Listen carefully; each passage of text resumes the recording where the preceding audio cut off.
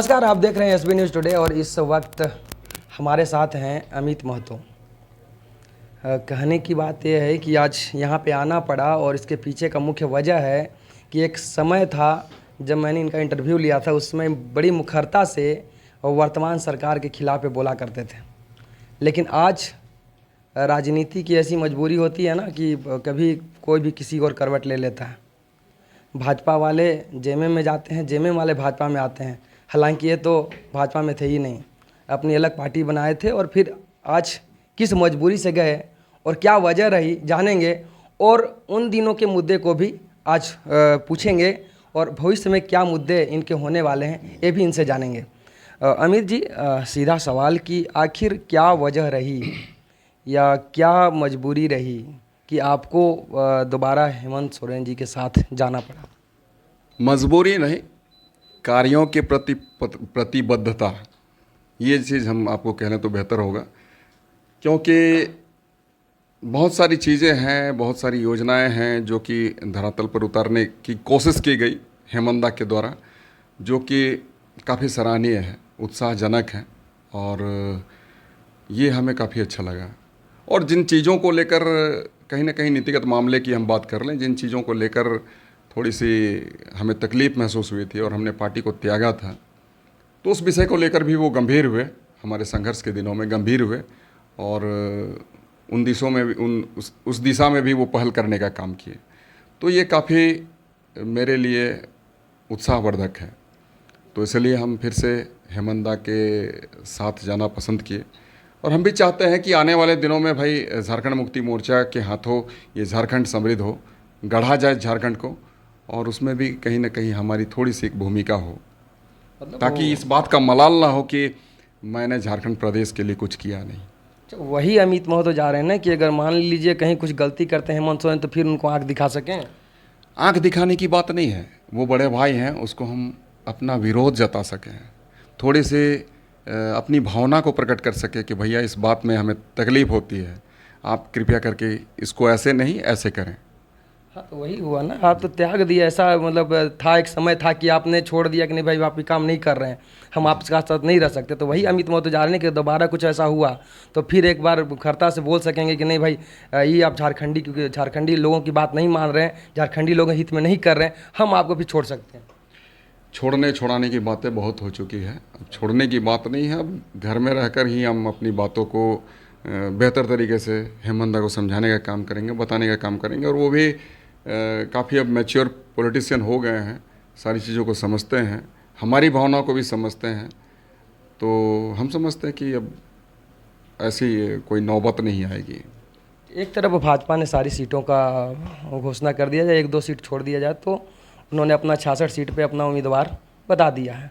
दूसरे तरफ इंडिया गठबंधन है जिसमें आप भी अब शामिल हो गए हैं, तो उसमें अभी तक सीटों के नाम पे किसी का भी कुछ पता नहीं कौन कितने सीटों पर लड़ेगा। हाँ, ये है कि जेएमएम और कांग्रेस 70 सीटों पे लड़ेगी, इसकी बात उन्होंने साफ तौर पे कही। इसके वजह से तेजस्वी नाराज भी हो गए। तो इस पर क्या कहेंगे, कब तक आप लोगों की सीटों की घोषणा हो जाएगी? नाराज़गी बड़ी चीज़ नहीं है, चूँकि गठबंधन के साथी हमारे तेजस्वी जी हैं, तो ये सारी चीज़ें मिलकर सलटा ली जाएगी। हम तो ये भाषा में कहें कि इन सारी विषयों को समाधान के निष्कर्ष तक पहुंचाया जा सकता है, तो ऐसा होगा, कोई बड़ी चीज़ नहीं है। लेकिन कांग्रेस को कितनी सीटें मिलेंगी अभी तक ये क्लियर नहीं कर पाए। कांग्रेस के कई सारे जो कार्यकर्ता हैं, जो उम्मीदवार हैं, वो इस चिंता में लगे हुए हैं कि भाई अब कौन सा सीट किधर चला जाएगा पता ही नहीं चल रहा। ये हमारे बड़े भाई के हाथों है और हम समझते हैं कि इधर एक दो दिनों में ही ये सारी चीज़ें स्पष्ट नज़र आएगी सबों को। तो बात अगर मुद्दे की करें तो क्या मुद्दा होगा खासकर इस बार जब आप चुनाव में जाएंगे? क्योंकि एक समय था जब वो नेता प्रतिपक्ष थे तो कुछ वादे किए थे उन्होंने, वो वादे पूरे नहीं हो पाए, इसलिए आप बाहर आए। अब चूँकि आप साथ में हैं और फिर वही जिम्मेदारी आपको दी जाएगी कि आप वहाँ जाइए, क्योंकि जहाँ तक हमें लगता है कि आपको विशेष प्रयोजन से कहीं ना कहीं आपको विशेष कर से बुलाया गया होगा, क्योंकि आप ऐसे व्यक्ति हैं कि बिना बुलाए तो जाइएगा नहीं, तो विशेष प्रयोजन से बुलाया गया होगा। जब आप जा ही रहे हैं तो आपको एक बड़ी जिम्मेदारी दी जाएगी कि उन वैसे मुद्दों को आप हल करने का प्रयास करेंगे, तो कौन से मुद्दे ज़्यादा देखते हैं जिसको हल करने की ज़रूरत है, वर्तमान सरकार नहीं कर पाई? हम तो कहेंगे जितने भी हेमंत दा के द्वारा जो वादे किए गए थे, उसमें हमें लगता है कि बहुत सारे वादों को उन्होंने कंप्लीट करने का काम किया है, और अगर नहीं हुए हैं तो कहीं ना कहीं उस दिशा में पहल की गई है। आने वाले दिनों में कौन से मुद्दे होंगे, हम इस संबंध में कहना चाहेंगे कि भाई हर एक जगह का अपना अपना एक मुद्दा होता है, अपना अपना मुद्दा होता है, तो उनके मुद्दे जो हैं वो तो रहेंगे ही रहेंगे, और फाइनली जो हमारे घोषणा पत्र में जो शामिल किए जाएंगे मुद्दे, उन मुद्दों के साथ हम जाएंगे, जो कि हमारी पार्टी के मुद्दे होंगे, और इन सारे चीज़ों पर भी वर्कआउट हो रहा है और वर्क किए जा रहे हैं। तो कुछ एक दिनों में इस बात का भी खुलासा होगा। अच्छा, 2 लाख नौकरियों की बात होती थी, 5 लाख नौकरियों की बात होती थी हर एक साल। मान लिया जाए 2 साल कोरोना काल था, नहीं हुआ, कोई दिक्कत नहीं है। 3 साल में कम से कम 5-5 लाख की नौकरी की बात थी, वो भी नहीं हो पाया। मुश्किल से देखा जाए तो आप भी देख रहे हैं और आम जनता भी देख चुकी। मैं राजनीतिक बात नहीं करना चाहता हूँ, जो जनता कहती है कि मुश्किल से 30 से 35 हज़ार नौकरी मिल पाई होगी, चाहे प्राइवेट सेक्टर की बात हो चाहे सरकारी सेक्टर की बात हो, सब मिला करके।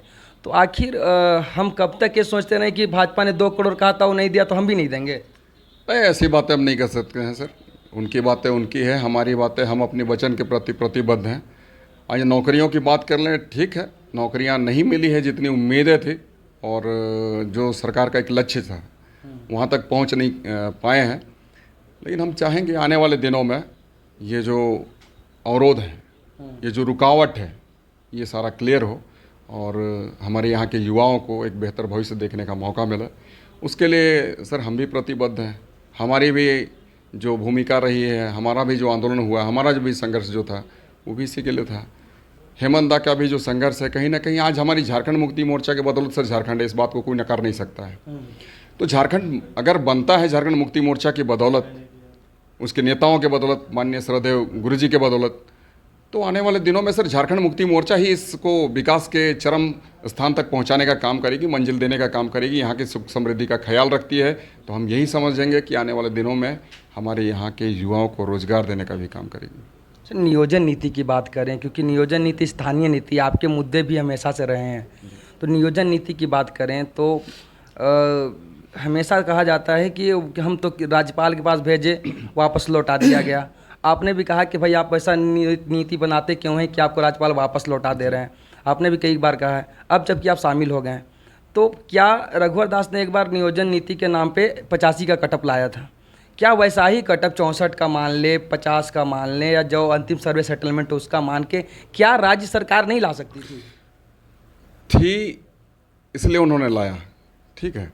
और कहीं ना कहीं कुछ ना कुछ अगर मान लीजिए त्रुटि है या भूलवश चीज़ों को समाहित किया गया है, या फिर कहीं पर कुछ लगा कि इस पर आने से कहीं ना कहीं दिक्कतें होंगी, ऐसा सोचकर अगर राज्यपाल ने ऐसा किया है, तो हम समझते हैं कि आने वाले दिनों में इसको हम लोग बेहतर करने का काम करेंगे, बेहतर नीति बनाने का काम करेंगे, ताकि किसी को कहीं से भी दिक्कत ना हो। और हमारा ये मानना है, अभी भी हम कहना चाहेंगे सर, कि खतियानी ही झारखंडी है।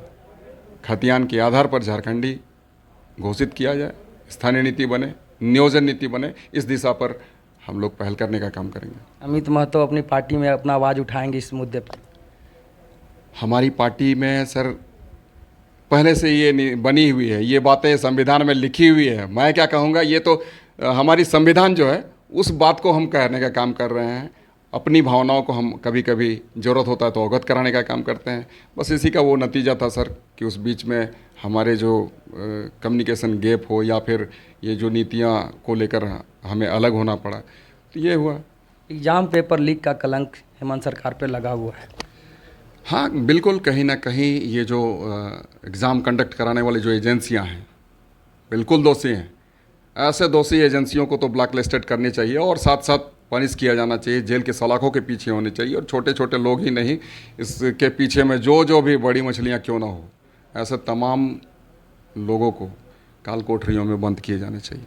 जेएसएससी का एग्ज़ाम कब तक मतलब अगर कह सकते हैं कि फेयर तरीक़ा से करवा पाएगा वर्तमान सरकार, मान ली अगर आती है तो? बिल्कुल आती है, हम भी हैं और लोग भी हैं, तमाम लोग इस विषय को लेकर गंभीर हैं कि यहाँ पर एक फेयर एग्जामिनेशन हम सबों को देखने को मिले, रिज़ल्ट में पारदर्शिता हो और कहीं भी गड़बड़ ना हो। तो इसको लेकर सर हम लोग भी प्रतिबद्ध हैं। हम भी चाहते हैं कि आने वाले दिनों में ये दिखे और निसंदेह दिखेगा, क्योंकि हमने आपको पहले भी कहा कि झारखंड को हम समृद्ध होता देखना चाहते हैं, विकास के मार्ग पर बढ़ता देखना चाहते हैं, हर घर में खुशहाली चाहते हैं, यहाँ के बच्चों में रोजगार चाहते हैं। तो इसको लेकर सर हम भी चाहेंगे कि हमारा भी कुछ न कुछ उस पर योगदान हो, हमारी भी भूमिका हो।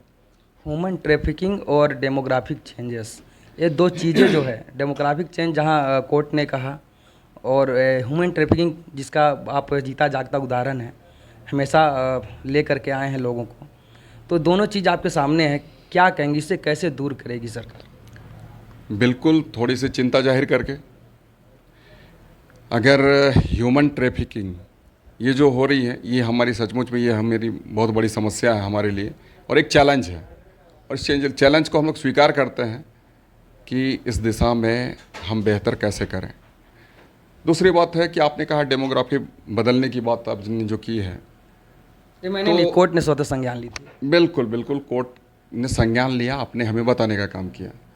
तो हम आपको यही कह रहे हैं कि ये जो पहल होनी चाहिए कहीं ना कहीं केंद्र की ओर से भी होनी चाहिए, क्योंकि तमाम एजेंसियां, तमाम जिम्मेवारियां उनको सुपुर्द की गई है। निश्चित तौर पर कुछ न कुछ राज्य सरकार की भी जिम्मेवारी बनती है।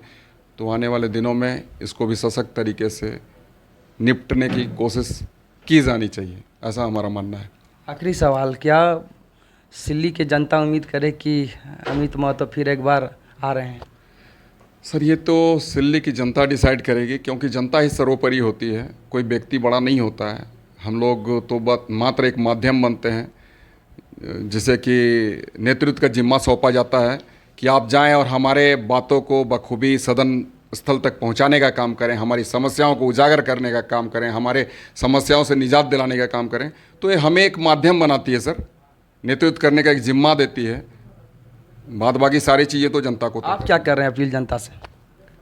हम तो यही अपील करेंगे कि झारखंड मुक्ति मोर्चा की आपको सरकार बनानी है, ताकि हेमंत सोरेन जैसे व्यक्ति को फिर से एक बार नेतृत्व करने का मौका मिले। चलिए धन्यवाद। तो आपने देखा जिस तरह से मुखरता से अमित महतो ने जवाब दिया और इन्होंने साफ तौर पर कहा कि हम शामिल तो हुए, लेकिन वो समय भी रहेगा कि हम हमेशा से जब जिस वजह से हम बाहर आए थे और फिर दोबारा अगर जा रहे हैं तो हम वहाँ पे रह के ही यह समझाने का पूरी प्रयास करेंगे कि कम से कम झारखंड के स्थानीय मुद्दे, झारखंड की जनता के हित के जो मुद्दे हैं उस पर आप काम कीजिए।